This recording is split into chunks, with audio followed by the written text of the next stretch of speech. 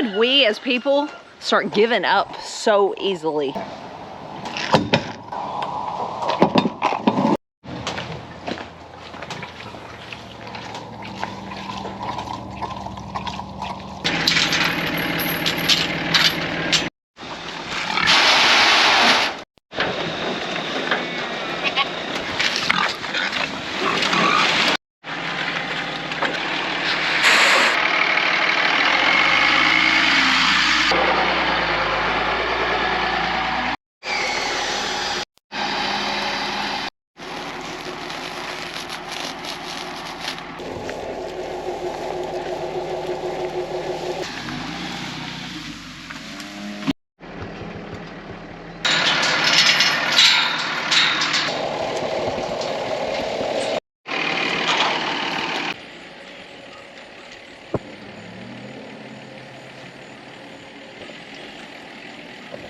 I want to give a little disclaimer.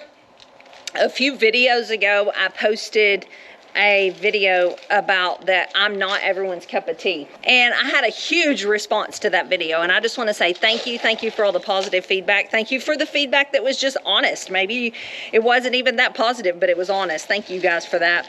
And I never want to like lure you into a video and waste your time. So I just want to give a disclaimer. This is another motivational type, inspirational type, devotional type video. So if that's not your cup of tea, you might want to click off this video, but I'd encourage you to stick around. I have a message for you guys that I think a lot of people just in today's world are in need of hearing. So a few weeks ago, I heard a message, and I hear a lot of sermons. I like podcasts, all those kinds of things, but sometimes there's just little pieces of information, things that are said that I know that God is speaking those to me, and I chew on those for a while and dive deeper into those, and this is one of those. So the story and the message that I want to share with you guys comes out of Daniel chapter 10 in the Bible. So just to give you a short version, Daniel has a vision, and it is disturbing to him. You can go read this story for yourself, but he is disturbed by this vision he sees. Basically, he prays and asks for help understanding this vision, and then his friends are even so disturbed by this vision that they didn't even see, they were with him when he saw it, that they fled, and he's alone. And you find out later that 21 days goes by, and then an angel shows up, and the angel is there to explain the vision to him and to comfort him and to give him wisdom and understanding, basically. But this is the part that some of you need to hear.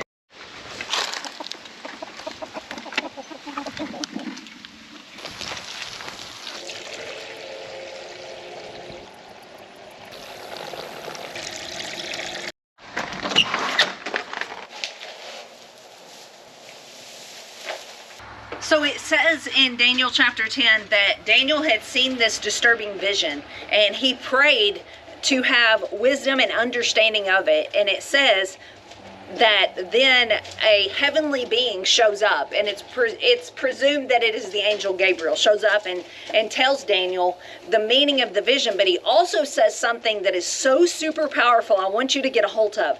He says that the first day that you prayed for wisdom and understanding about this vision, that God dispatched me to come to you and explain it. The first day. He says, but I've been detained 21 days. I've been fighting in the spiritual realm against the prince of Persia. And you see, the Israelites were under the exile of Persia at that time. So the prince of Persia is referring to some sort of evil supernatural being that has some sort of authority or power over Persia at that time. He goes on to say, you know, here's the meaning of the vision. Be strengthened. He gives Daniel strength. And he says, I'm soon going to have to go back and fight. He tells him, Michael, the archangel, he's coming. He's helped me. He's fighting him right now.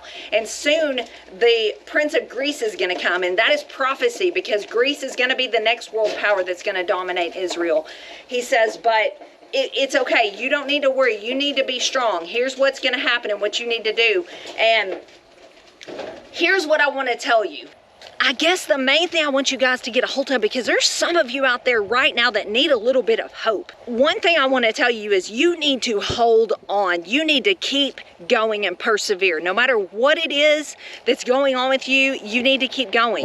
Just because your prayers are not answered immediately or your dreams don't take place immediately, it doesn't mean that God doesn't have wonderful things in the works to bring those things to pass. But think about this. What if Daniel had quit praying on day 5 and he was like, you know, it's been 5 days. I need to dust myself off and just realize this wasn't meant to be. I'm not going to ever know the meaning of this vision, and I'm not going to have understanding. What if he quit on day 15? He's getting closer, because we know that. He didn't know that. What if he had quit on day 20? What if he quit on day 20 and tomorrow the answer was coming? The archangel Michael had come to help Gabriel so Gabriel could get past this blockage. It says that he was obstructed by the Prince of Persia. It doesn't mean he was stopped. It doesn't say the Prince of Persia won. It never tells us that he won. And we know that evil will never overcome good. Darkness will never overcome the light. But it does say that he was able to obstruct him. And so what if Daniel had given up and lost hope on day 20? His answer might not have ever come. Now, it doesn't say that. It doesn't say that, you know, Daniel's answer coming was dependent on him keeping on. But what if it was? What if it is for us? What if we give up? Searching for eggs as I talk to you guys.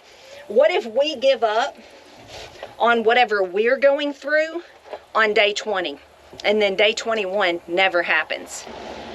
Because what if one day you're given a glimpse of all the things that you gave up on day 20?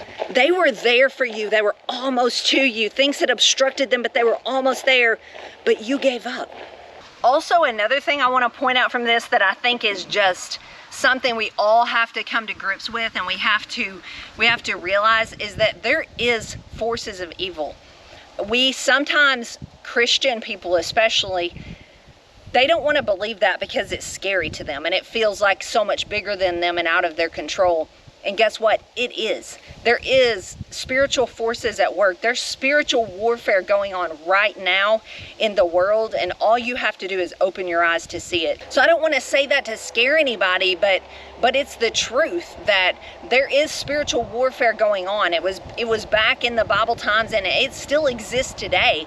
And if you've ever been oppressed, I don't think you have to be possessed with something that's evil to feel oppression from darkness and evil. Certain places you might go, things you might watch or listen to or allow into your mind. If you've never felt oppression from spiritual darkness, then I would encourage you to take stock and look back and see if possibly you have and you just didn't recognize it for what it was. And I would say maybe begin to pray that God would open your eyes to those things so that you can take the light into those places. God didn't send us to be condemners. He sent us to be light bearers. So I would encourage you to just make sure that even though these dark things could be happening, that you're spreading the light in all those places. So I just want you guys to remember that today. God is for you and not against you. Don't let what somebody did to you to skew your idea of God. He is for you. He is not exclusive to where he thinks that you're not good enough to be in this exclusive club. Can I tell you, I thought that for a long time. I thought in my young adult years that, like, if they only knew who I truly am, if people knew, I really wouldn't be welcome in this exclusive club of goody two-shoes. Can I tell you that's so far from the truth? And if somebody has made you feel that way, that's somebody. That's not God. And so just realize that hope is for you. Hope is for me. Hope is for all of us. God made every one of us. He didn't just make the quote-unquote perfect people, because let me tell you, there's not any. And if you're on day 15, hold on, because day 21 is coming. Your answer will come. I can't tell you exactly when or how or where, but it says that Gabriel tells Daniel, I was dispatched from the first day that you prayed. From the moment that you prayed for wisdom and understanding, I've been sent to you. I just got held up. And if your angel has been held up, keep holding on. Keep hoping and praying, because you just might be on day 20. And oh friend, I want that for you. I want you to get to day 21 in some of these things in your life. I want that for myself. But we can't have that if we don't hold on to hope. I'll see you guys on the next one. Thanks for watching. I appreciate every single one of you, and we wouldn't be here without you, so thanks. I'll see you on the next one.